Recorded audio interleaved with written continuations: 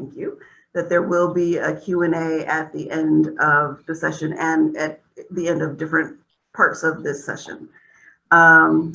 This meeting is being recorded, as you just heard. However, we're only recording the main room. We are going to be going into some breakout rooms, but those will not be recorded. So typically we ask you to rename yourself, and you'll see that, next slide please, on the agenda slide. Today we, at the last moment, decided that we're going to try something different. So we've already put you into breakout rooms. If you are put into a room that we think we have you in North, Central, and South rooms, but if you are put into a room that's not the group that you want to be in, come back to the main room and we'll put you in the group that you prefer. So let's talk about what's on the agenda. So today, our agenda includes a CASI recap from last month. We'll look at some previous Charter Chat questions, give you a few updates, talk about hot topics, and then go into regional breakout rooms, and then follow that up with a Q&A at the end. So let's see. In terms of introduction, so again, I'm Miphala Fairley. I'm the director of the Charter Schools Department, and our presenters today include Dr. Michelle Johnson, Shalu Sharma, who is not spotlighted at this time, but will be when she talks, along with Cynthia Tapia, and we are all from the Santa Clara County Office of Education.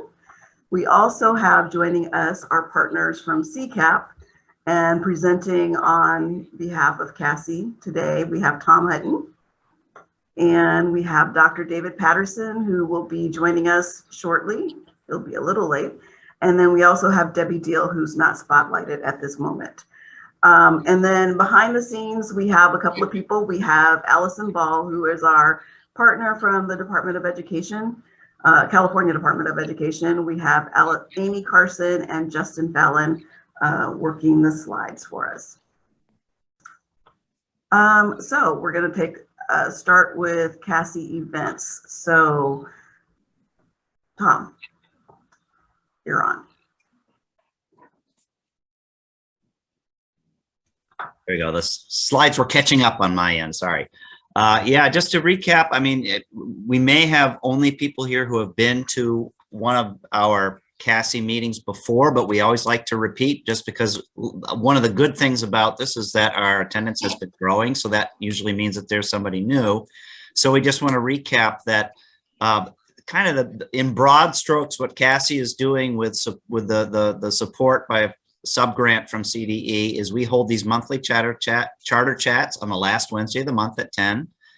We also have quarterly regional hub meetings that are, we are aiming to have one each at least in North, Central, and South. Those are in-person meetings. Our approach this summer is going to be to have the in-person meetings be for authorizers only, but we will have one virtual meeting. For those who participated in our April one, you know that we had 3 hybrid meetings, and we thought, you know, let's give this a try instead, because people were sort of choosing meetings based on their calendar, not on their region. So we said, well, let's just try to see if just having one virtual meeting answers that need. And plus July is a tough month, maybe for people having vacation plans. So we said, we're going to gauge the interest and we'll do one virtual one and then see if there's enough interest to have the personal ones. But in general, we'll be having those quarterly and in each of the regions. And then we also do a series of Authorizing and Oversight 101 workshops. These are especially good for people who are relatively new to the field or need a refresher, or, you know, for many authorizers, you may have, you know, I only do the fiscal piece for my district or my county. And if you want kind of the bigger picture, the more holistic view of authorizing, these are really good. And we have one of those coming up we'll tell you about in a sec here. In fact, I think that may be the next slide. So a topic near and dear to my heart, of course. We have CCAP is bringing back the Authorizers Conference, and the first one is next month. And as part of that, we are holding thanks to CASI, a one-day training the day before the conference. So that's Wednesday, June 22nd from 9 to 5, where we're going to give a kind of the whole picture. This is the big picture of the charter authorizer relationship organized around the life cycle of a charter. And there'll be some hands-on practice opportunities, and we actually will follow a real charter kind of scenario through the different stages so you can have a practical, real example, and talk not only about sort of legal requirements, but sound authorizer practices. So that's on Wednesday, the 22nd. That pre-conference, by the way, somebody can sign up just for that. And not for the rest of the CCAP conference. But if you wanted to stay for the rest of the conference, two things. First of all, it's going to be an awesome conference. And second of all, the pre-conference, if you're kind of new to the field, the pre-conference will prepare you so that for the rest of the conference, references aren't going over your head. So it'll give you the grounding you need to take advantage of all the deeper dives that we have in a very rich program. We're kind of excited. It kicks off with the prosecutors from the San Diego District Attorney's Office who prosecuted the A3 charter fraud case. So that'll be an eye-opening, lessons learned sort of conversation. And there's a lot of good stuff. One of the sessions that also is being offered at the conference is also being provided by CASI. And that's one in which we're going to take a look at how you can get help and other sort of points of reference in a conversation that's happening nationally, which is how do you balance an oversight role with something that is a little bit more of a support role for your schools while still being true to the authorizer charter school relationship and not compromising that oversight role. And so we're going to have a session in which we explore options for that. That's it. I think the information page, which also includes the link to the registration and the hotel sign up, and the conference program, although we're still plugging some speakers into that, is in the chat. And I'll just note that we're trying to get a little bit more time, but as of now, the deadline to get the conference rate for the hotel, if you are staying beyond the pre-conference, is May 31st. So that's Tuesday. We're trying to buy a little bit more time, but it's a significant discount. So if you're thinking about it and you just haven't kind of gotten around to filling out the paperwork, that's a motivation to do so. Thanks.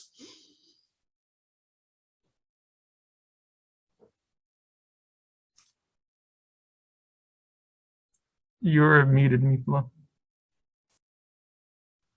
Okay, you think I'd know better by now.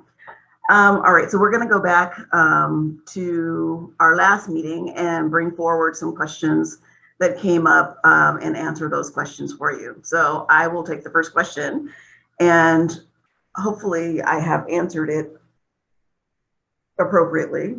So the question was, what are the requirements for student group data, especially with small schools? So the requirements for student group data is found at Ed Code 52052. And for the purposes of this section, numerically significant student groups, which include ethnic subgroups, students who are socioeconomically disadvantaged, English learners, students with disabilities, students experiencing homelessness, foster youth, they have to consist of at least 30 students to have a color and to have a performance level and a color. For foster and homeless students, there have to be at least 15 students. The recent requirements are for statewide student data reporting. Michelle? All right, so I have the second question. So what is the recommended size of an authorizer oversight team based on the number of charter schools in an authorizer's portfolio? So the answer is it depends. Each authorizer is unique and has different levels of need. Education Code 47604.32 requires only that the authorizer provide a single point of contact for the charter school. Some authorizers use a team approach where one person is the point of contact, but invites expertise of the rest of the district office or county office to help in the authorizing oversight process. Some authorizers have a dedicated staff for the oversight of their portfolio at schools. There is no one right answer. Sorry. Tom? Everybody's forgetting to unmute today. I think there needs to be an app on our computer where, when you start to talk, it loudly enough, it just turns on. So we also got the question about, hey, what's required to be posted on a charter school website? And this is actually timely in this sense. So CCAP is working. We have 3 resources that we hope to have out in June that will address different aspects of a charter school website to look at. One relates sort of to specifically communications around English learners. A second relates to students with disabilities. And a third is sort of a catch-all of other things, which can include Title IX and ADA and various requirements to look at a charter school website. Santa Clara County and Mifla and Michelle, you have to remind me, are we sharing that or mentioning? Okay, so thank you. There is a resource that we're sharing today from Santa Clara, which has their current checklist of things that they look for of what has to be on the website. And those range, there's some federal requirements, there's some state requirements, what's your student discipline policy, your Title IX policy, suicide prevention policy. There's certain things that you're required to have on a website, and Santa Clara has a list of those. And I'll just mention that one thing that we're looking at for the upcoming tools, which we will share with you soon, is in addition to sort of what has to be on the website, what are some pitfalls to avoid? And I'll give you an example. OCR, the Federal Civil Rights Office for Civil Rights at the Department of Education at the federal level, has taken a look at charter school websites with respect to how they communicate to students and families with disabilities, in the sense that there's sort of signaling that says maybe this school isn't the best fit for you if you have a severe disability, or if you're interested in our school, come to us and let us know a bunch of things: where your kid's going to school, do they have an IEP, things like that. So there's some no-nos in addition to some thou shalts. And so that this resource will also talk about some things you want to look at on that. And we'll be rolling those out, hopefully, like I said, in the next month. Okay, thanks for that. And finally, the last question is, how do you build consistency between authorizers for charter school compliance? And this is actually a really good question. And I think CASI is perfectly poised to do just this. The answer is there needs to be a lot of communication between authorizers. Charter schools have been talking to each other for years. They use, organizations like CCSA and the Charter School Development Center to gather information and support charter schools. But because there are so many, potentially so many authorizers in the state of California, and we're all unique, we all have, different locations and sizes, political climate, there have really been limited avenues for authorizer consistency. So that's one of the things we're trying to do with CASI, is to get us all on the same page, looking at, talking about, and using best practices and our, understanding law in the same way. And so that's what this forum is for, is to try to get us all on the same page in terms of being good authorizers and being consistent. Yeah, I think we definitely have to do a better job of that, because our charter schools are far ahead of us in terms of being consistent. All right.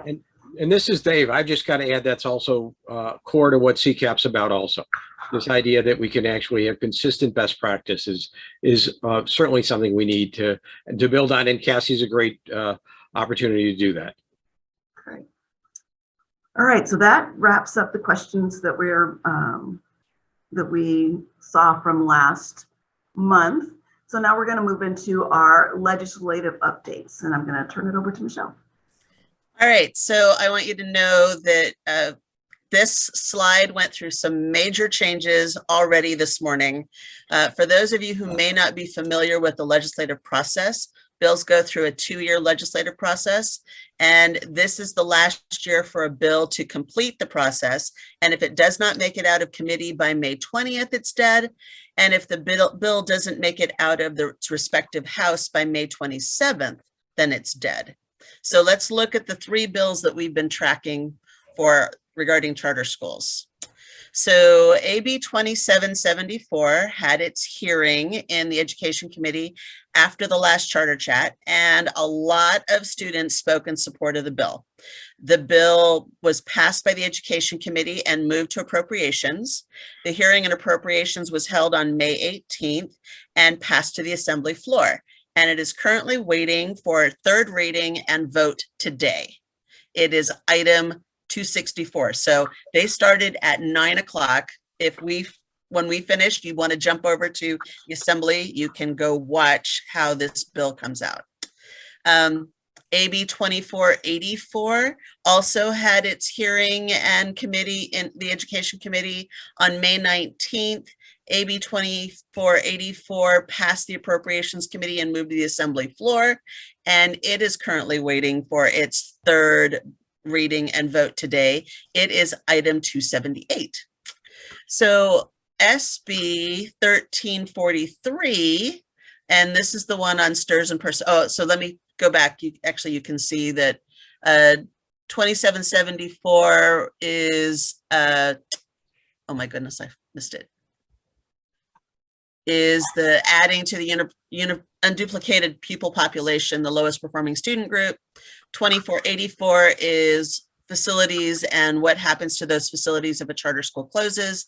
And SB 1343 is requiring charters to participate in the state teacher retirement system or the public employees retirement system. So SB 1343 passed the Senate Education Committee after being amended. It passed the Senate Appropriations Committee and made it to the Senate floor, where it was refused passage yesterday after a vote of 20 noes and 10 yeses, or 20 yeses and 10 noes. But a motion to reconsider was posed, and that motion was approved with 37 yeses. So it didn't die. It is now up for revote today, and it is item 56. So it's amazing how fast legislation can move and change. And this was not the report that I was going to give you just from 2 days ago. So stay tuned. Thanks, Michelle. Next slide. All right, so we're going to segue into our hot topics section, and this is about topics that are relevant to oversight and charter schools. So we're going to break this into two parts. We will have hot topics on program related issues and then hot topics on fiscal issues. So we have Michelle talking about Charter Governing Board transparency. All right, so Charter Governing Board Transparency, or Education Code 47604.1. When AB 126 was signed into law and took effect on January 1st, 2020, it ensured that charter schools would be bound by the same governance transparency laws as districts. Then COVID hit, and all governing board meetings were shifted into virtual meetings, and the Brown Act requirements were temporarily suspended. However, now that schools are back in person, many boards are also deciding to return to in-person meetings, but some are forgetting all of the requirements which go along with returning to in-person. So first, if a charter board has only one site, the board meeting must be held at that site. 2, if a charter board has more than one site and establishes and operates in only one county, then the charter must establish two-way communication at each site for the board meeting and be held in that county.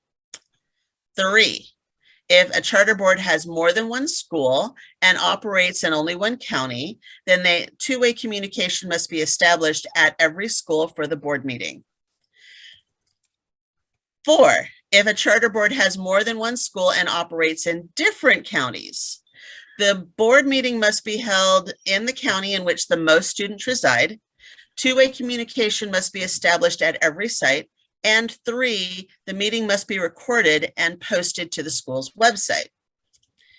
If the charter board operates a non-classroom-based school that does not have a facility or operates one or more resource centers, The board shall meet within the physical boundaries of the county in which the greatest number of pupils who are enrolled in that charter school reside, and a two-way teleconference location shall be established at each resource center. As an authorizer, you may want to visit your board meetings so that you know who are impacted by AB 126 to make sure they are complying with the additional requirements. And the second item is the end of year meetings. So there are no legal requirements for what should be covered in an end of year meeting with your charter schools. Best practice holds that an end of year meeting agenda would cover all the things that would be needed for an upcoming year, namely fiscal, governance, educational program, academic, operational, etc. But you should also look at initiatives which will be required in the 22-23 school year, namely Universal TK, Universal Meals, and Extended Learning Opportunities Grant Program. You should also ask your charters what they might want to add to the agenda, and this would be a great way to build communication and relationships. And that covers the program hot topics. Next slide. So we're going to move into fiscal hot topics. And at this point, Amy or Justin, could one of you highlight or spotlight Cynthia, Shalou, and Debbie? And I'm going to turn it over to Cynthia to talk about the LCAP process. Thank you, Mifala. And I am going to kick it off with one of my favorite topics, which is the LCAP process. While the LCAP has been known to be a program compliance item, it is a document which should be closely connected to the budget. The LCAP goals in reality should be driving the budget, not the other way around. You have to ensure when you're reviewing that your program and your fiscal teams are communicating with each other. While reviewing, keep in mind that the budget overview for parents at minimum should match the charter school's adopted budget. You should also pay close attention to the fact that they have to submit all of the components of the LCAP. This should include BOP. This year, it should include 21-22 supplemental. Obviously, the 22-23 LCAP template, the action tables, and believe it or not, the LCAP instructions. And you also want to pay close attention to the required elements that they will all address in the LCAP. Specifically this year, the 15% concentration grant add-on, which should have been used to increase the number of credential and or classified staff who provided direct services to pupils. Now pass it along to my colleague, Shalou. Thank you, Cynthia. So moving on to the annual budget process, I would like to reiterate and reemphasize to what Cynthia just mentioned regarding the program team and the fiscal team need to work, collaborate to ensure those both documents talk to each other, because each document cannot work in isolation. So unlike school district, the charter schools must submit the board approved budget to their authorizer and the county office of superintendent, or just the county office of superintendent if the county board is the authorizer by July 1st. And I would like to point or highlight this because we did receive this several questions from our charter schools that if the schools need to hold 2 board meetings, like how the district hold 2 different board meetings for our LCAP and budget. To answer that question, I would like to point out, as per Education Code 47-605.605.5, the charter school must hold a public hearing to solicit or ask for comments from the public, but however, they can adopt their LCAP in the same meeting and can also approve their budget in the same meeting. Over to you, Debbie. Good morning, everyone. I'm going to be talking this morning about universal meals. This is a very exciting topic for our kids, but it does provide a little bit of confusion, so I'm going to help clear that up. The California Department of Education has put out some really good information on its website about the process. It has questions and answers. But let me talk with you about how this is moving through the system. First of all, in 2021, the Budget Act included $54 million of ongoing Prop 98 funding to support this initiative of universal meals. In the governor's budget, the governor allocated $596 million more ongoing funds for 2022, and an additional in May, $611.8 million. So these are big numbers. But, you know, this also means that all students, just so you know, all students will be required in the 22-23 to participate in these nutritionally offered programs, both breakfast and lunch. Now, this is applying to all children that go to public schools, and that includes our charter schools. It includes our county office, and it includes our school districts. So there are three pillars around this. And, you know, of course, the first one is the mandate to expand this program to include the nutritionally adequate breakfast and lunch for all children for every single day of the school year. This will not include summer school. So you know that it will start with the first day of school on the school calendar. So there are some, you know, nuts and bolts that we'll need to probably bring forward in the next meeting for you, but that's what it's looking like at this point. It is governed by Ed Code 49501.5, and we'll keep an eye on any changes that are going to happen as they complete the budget cycle. One of the other items that I want to bring to your attention is that it still will require that the forms are collected, because that's a federal requirement, not a state requirement.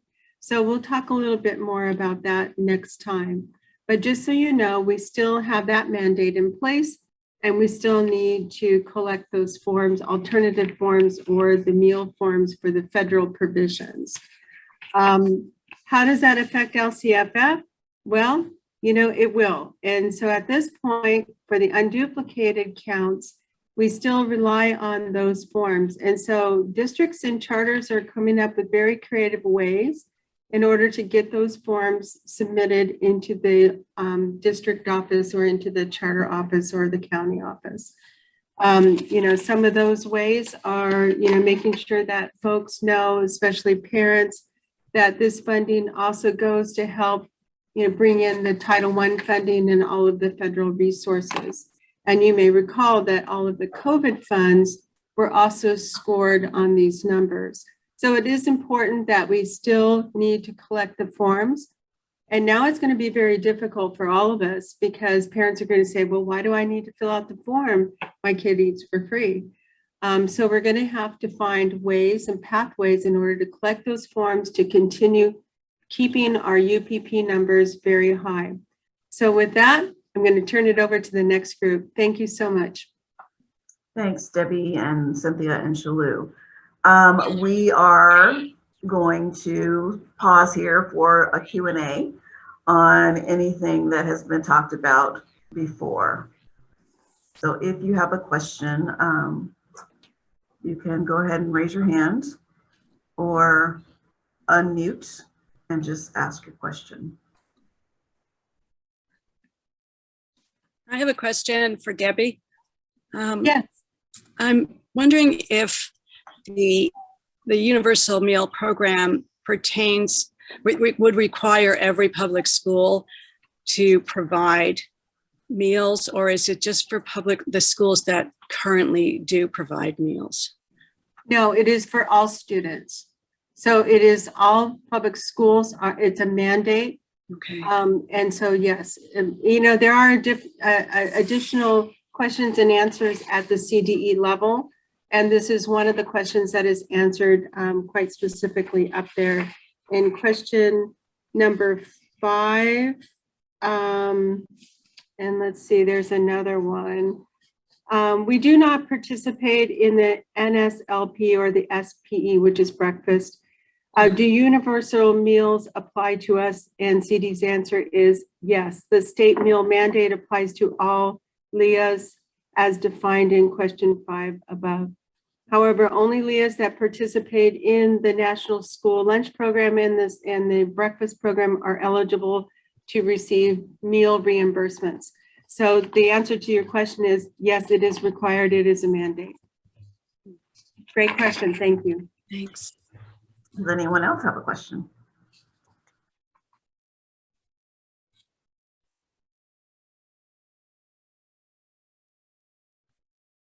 I Okay, so. raised a question in the chat.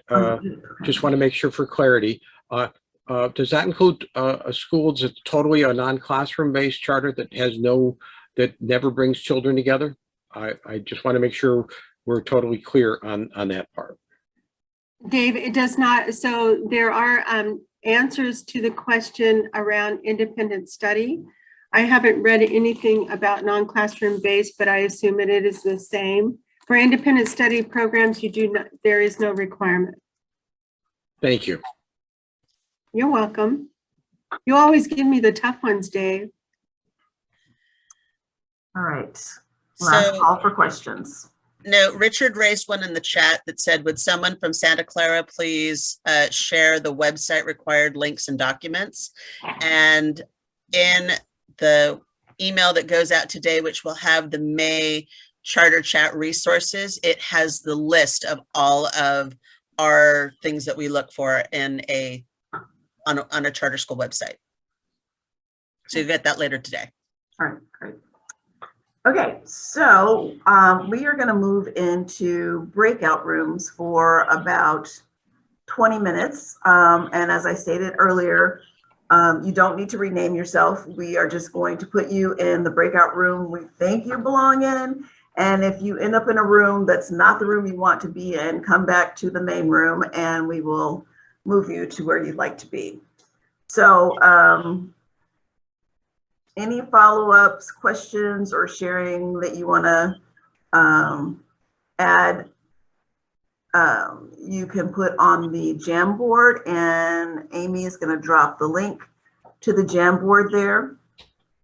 And I believe that the Jamboard has a slide for every group. So if you are in the non-authorizers partners group, you are going to go to slide 2 of the Jamboard. If you're in the northern region group, you're going to go to slide 3. If you are in the central region, slide 4, and southern region is slide 5. So make sure that you take a look at that very first slide. It will tell you where to go. And then up at the top of the Jamboard, above the directions, you'll see something that looks like a little PowerPoint slide, and it'll say 1 of 6. Click the arrow to the right and it'll take you to the slide that you should be working on. All right, Michelle, is there anything you want to add in terms of directions for Jamboard? Nope. Okay. Amy, send us to our groups. Okay, we're all back. Let's just go around real quickly and hear what folks were talking about. So let's start with our northern regional partners. I don't remember who was in that group from CASI. Michelle, was that you? That was me. Okay. And Allison also was in there. Does it make sense to, oh, here we go. We're getting the Jamboard so I can refresh my own memory. Oh. I remember one off the top of my head without seeing the Jamboard, and that is a request. If anybody has MOUs relating to special education, they'd be willing to share. We have a request from an authorizer for that. And probably the easiest thing for us to do is if you could just, if you're willing to share those and could email them to the CASI email. And then Allison, if you and your colleagues wouldn't mind relaying those over to the, maybe to me is easier, but you could send it to the whole group and then I'll make sure they get to the right person. We also had a question brought up, and in the chat is asked for, it could be it could be SELPA, it could be non-SELPA, it could be, school of the district, whatever the choices are, any variation on a theme that you have for your MOU related to your schools and special education would be welcome. And then Nate Fairchild had brought up a question that we'll talk about at least in part in our July regional trainings, which we'll talk about later, but it had to do with Williams status in charter schools and just in general charters sort of being under sometimes overlapping and sometimes not very clear jurisdiction when it comes to these things. And Nate, did you want to just frame your question maybe more precisely if I'm paraphrasing it badly? Yeah, I think the answers are out there and I'm just not aware of them, but I want to make sure I understand exactly how Williams applies to charters. And I think it applies to them just like districts. And then the question I had, this might be a district question as well. So someone looks at their status and says, well, I don't think that it's clear to whoever made this decision what our situation is, and we shouldn't really qualify, and we have a complaint and we'd like to make that complaint and maybe not be in Williams. Do they have any avenues to do that? So I guess the short answer, because we're running out of time, is stay tuned. We have Williams on our radar as a result of feedback from those of you, and we will be following up on that in part in our July training. And then we had a pretty wide-ranging questions, which were not so much about one question we did have that people may know is the hold harmless or the ADA protection, has that been extended to charter schools in the May revise? We talked about that last month, and I think we found some language. We're not entirely sure whether it's in there, unless anybody here happens to know. The ADA protect as far as using prior year ADA? Yeah. Yes. Okay, there's your answer. It is still in motion, so it looks like it's on track. That will be helpful. We're very short on time, so maybe we'll turn it over to one of the other groups. We had some other good topics which we'll be following up with in our future chatter chat, I'm sure. Thanks. Central group. So Central had several questions, one around universal pre-K logistics, around declining enrollment, which we already heard, and around assessment goals for charters. So. And non-authorizer partners.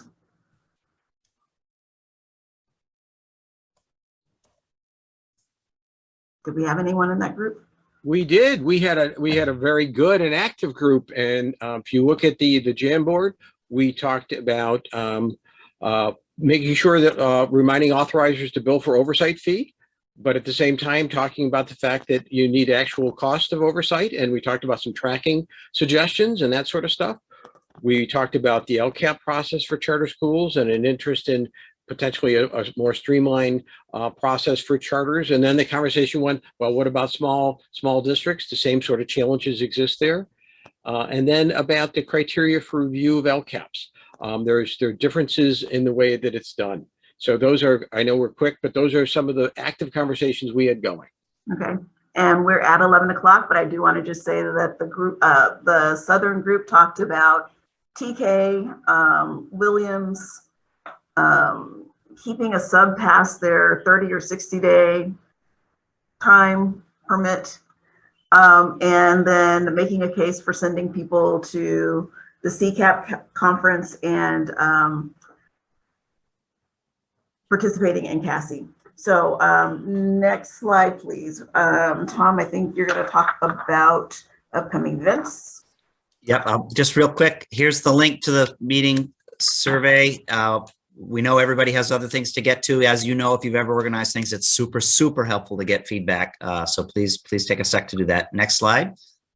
I talked about this stuff already, and I guess in the interest of time, I'll just say, you know, with the regional meetings, we're trying to make sure there's enough interest in July to hold the in-person meetings. So you will be getting in your email from CASI a survey that just says, yes, I would be up for meeting in person, and if so, it would be this one.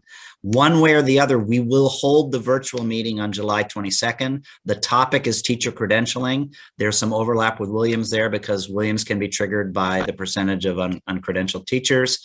But stay tuned for that. And again, I'll thank you, Mifala, but gosh, we would love to see all of you in Costa Mesa. It's going to be great. But watch your email. Something's coming from CASI today, I think, maybe tomorrow, but very soon with the information about upcoming things. Okay, and then Amy, can you just quickly drop the survey link into the chat? And if y'all could fill out the survey, that would be fantastic. Have a great day. See you next month. Thanks, everybody.